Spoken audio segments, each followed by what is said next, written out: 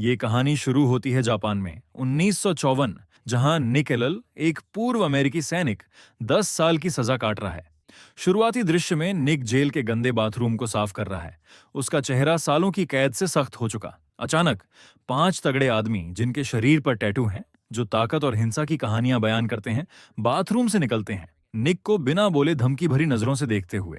जब ये लोग चले जाते हैं, निक चुपके से बाथरूम में जाता है और एक खौफनाक मंजर देखता है। एक आदमी हाथ बंधे लटका हुआ मदद के लिए चिल्ला रहा। निक उसकी जान बचाने दौड़ता है, लेकिन तभी गार्ड्स का एक दस्ता अंदर घुस आता है। निक और उस आदमी को खींचकर अलग करता है। सजा तुरंत और क्रूर है। हेड गार्ड जापानी में आदेश चिल्लाता है, एक चिट्ठी दिखाता है जो पीड़ित के पास मिली, लेकिन निक को कुछ समझ नहीं आता। तनाव बढ़ता है, हेडगार्ड का गुस्सा चरम पर, और निक को एकांत कारावास में फेंक दिया जाता है। छोटी दमघोंटू कोठरी में निक को पता चलता है कि वह उसी आदमी के साथ है जिसे उसने बचाया। वह आदमी खुद का परिचय देता है, मेरा नाम क्योशी, शिरामात्सु याकुजा क्लैन का सदस्य। टूटी फूटी अंग्रेजी में क्योशी एक साहसी भागने का प्लान बताता है। वह एक हताश हरकत करेगा जिससे उसे अस्पताल भेजा जाएगा, जहां शिरामात्सु के दोस्त उसकी मदद करेंगे। बदले में वह निक को क्लैन का संरक्षण देने का वादा करता है अगर वह मदद करे। मुझे तेरी मदद चाहिए, निक। निक ध्यान से सुनता है जब क्योशी प्लान बताता है। एक तेज धार वाला औजार चाहिए इस हरकत के लिए, और क्योशी निक पर भरोसा करता है कि वह एक ढूंढ ले। मौका मिलता है जब कैदी गार्ड्स की निगरानी में काम कर रहे होते हैं। निक एक नुकीला पत्थर देखता है, उसे छिपा कर रखता है और बाद में उसे ब्लेड की तरह तेज करता है। कोठरी में वापस क्योशी जोखिम भरे कदम के लिए तैयार होता है। वह तेज पत्थर पकड़ता है, निक से आंखें मिलाता है और आखिरी निर्देश देता है। निक को यह सुनिश्चित करना है कि वह जिंदा रहे और सही वक्त पर गार्ड्स को बुलाए। प्लान बिल्कुल सटीक चलता है। क्योशी गिर पड़ता है, अपने घाव से खून बह रहा है। गार्ड्स घबराहट में उसे अस्पताल ले जाते हैं। ये हंगामा उनके हक में काम करता है और क्योशी का भागना तय हो जाता है। निक की भूमिका की वजह से उसे अनपेक्षित इनाम मिलता है। उसकी सजा कम कर दी जाती है और वह जल्दी रिहा हो जाता है। जेल से निकलते ही निक पूरी तरह बदला हुआ दिखता है। बाल कटे हुए, दाढ़ी साफ, चेहरा अनुभव का बोझ लिए। बाहर एक चमकदार काली गाड़ी उसका इंतजार कर रही है। ड्राइवर चुपचाप उसे शिरामात्सु मुख्यालय ओसाका ले जाता है। वहां क्लैन के अधिकारी देश निक का शुक्रिया अदा करते हैं क्योशी के भागने में उसकी बड़ी भूमिका के लिए। एक लीडर रॉब से भरा निक को पहला काम सौंपता है, एक अमेरिकी बिजनेसमैन के साथ बातचीत। निक बिना सोचे हामी भर देता है, आपको हमारी मदद चाहिए, शायद मैं कर सकता हूं। उसी शाम एक शिरामात्सु सदस्य निक को होटल के लिए नकदी देता है, लेकिन निक आराम करने के बजाय शहर घूमता है। वह एक जुए के अड्डे और फिर एक मध्यम रोशनी वाले बार में जाता है, जहां लोग शोर मचा रहे हैं। वहां उसकी नजर एक आकर्षक जापानी महिला पर पड़ती है, जो पूरे कमरे का ध्यान खींच रही है। निक उसे उदारता से टिप देता है और रात में निकल जाता है। अगले दिन क्योशी निक को एक मेटल फैक्ट्री ले जाता है बातचीत के लिए। वहां निक मिलता है एंथनी पैनेटी से, एक घमंडी अमेरिकी जो फैक्ट्री चला रहा है। पैनेटी का रवैया बेहद खराब है। वह जापानी संस्कृति और याकुजा का मजाक उड़ाता है, शिरामात्सु के शर्तों को ठुकरा देता है और कहता है कि वह कोबे के चुसु क्लैन से भी डील कर रहा है। उसका घमंड चरम पर तब पहुंचता है जब वह निक को तिरस्कार से भगा देता है, अब तुम मेरे ऑफिस से निकल जाओ। तनाव हवा में है। निक बिना बोले डेस्क से एक भारी टाइपराइटर उठाता है और पेनेटी के सिर पर दे मारता है। पेनेटी हैरान और खून से लथपथ मजबूरन शिरामात्सु की शर्तें मान लेता है। काम की सफलता के बाद क्योशी और शिरामात्सु सदस्य निक को एक बार में उत्सव की रात के लिए ले जाते हैं। माहौल खुशनुमा है, तभी तक जब तक चुसु क्लैन के सदस्य अंदर नहीं घुस आते, दुश्मनी से भरे।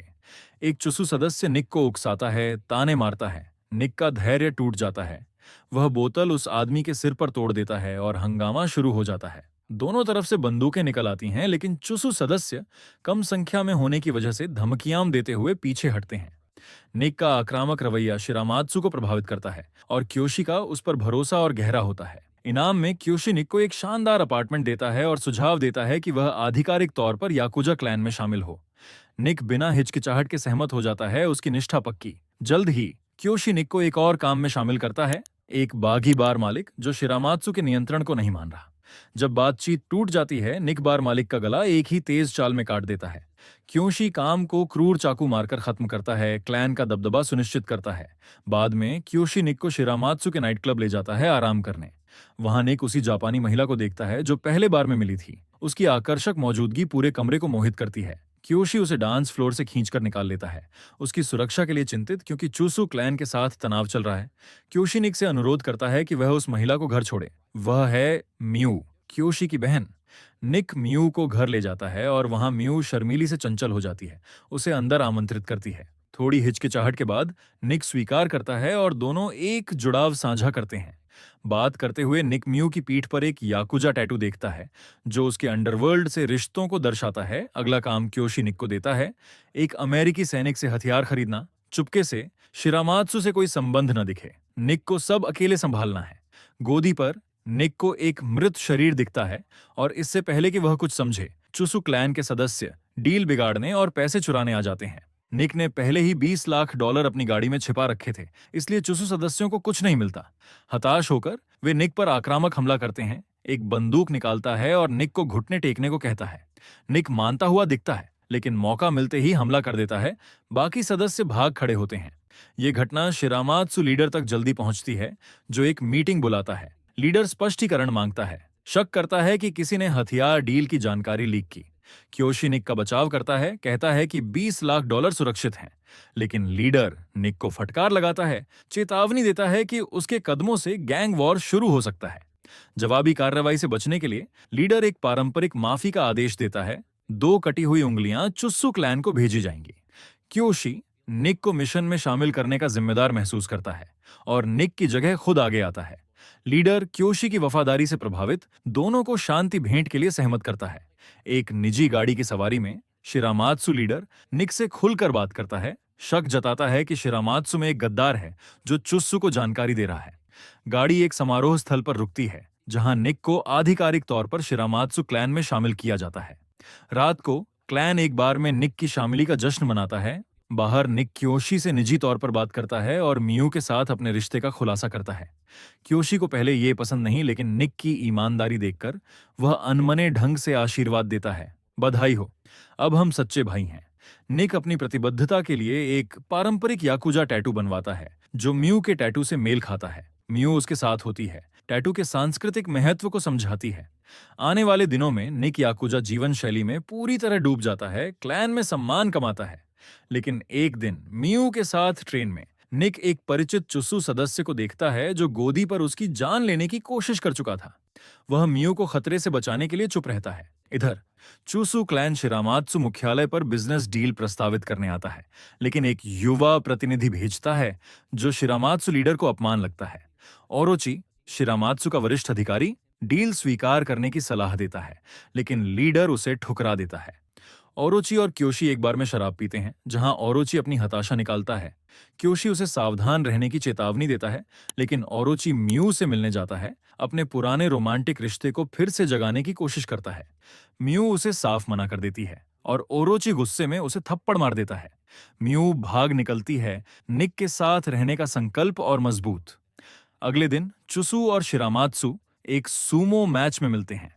चुसु चेयरमैन व्यक्तिगत रूप से शिरामात्सु लीडर से एक साहसी पेशकश करता है, रिटायर हो जाओ और क्लैंस को चुसु के तहत मिला दो। ये पेशकश टकराव का मंच तैयार करती है। लीडर पेशकश ठुकरा देता है और निक चुसु चेयरमैन को चेतावनी देता है, हम भेड़िए हैं, बाड़ में बंद कुत्ते नहीं। घर जाते वक्त निक का सामना पॉली बोवर्स से होता है, उसका पुराना अमेरिकी सैनिक साथी। बोवर्स निक के फर्जी मृत्यु और कोर्ट मार्शल से बचने की बात जानता है और उसे रिपोर्ट करने की धमकी देता है। निक उसे अपने घर आमंत्रित करता है, शराब पेश करता है और मौका देकर उसकी गर्दन में छोटा चाकू घुसा देता है। शव ठिकाने लगाकर वह मियू के घर जाता है, जहां मियू के चेहरे पर चोट देखकर गुस्सा हो जाता है। मियू अपराधी का नाम नहीं बताती, लेकिन एक बड़ा खुलासा करती है, मेरे अंदर एक बच्चा है। निक मियू और उनके अजन्मे बच्चे की रक्षा के लिए क्योशी से मिलता है, कहता है कि अगर मियू की सुरक्षा के लिए जरूरी हो तो वह शिरामात्सु छोड़ देगा। क्योशी उसे अंदर बुलाता है और 2 तलवारें देता है, एक जान लेने के लिए, दूसरी अपनी जान के लिए।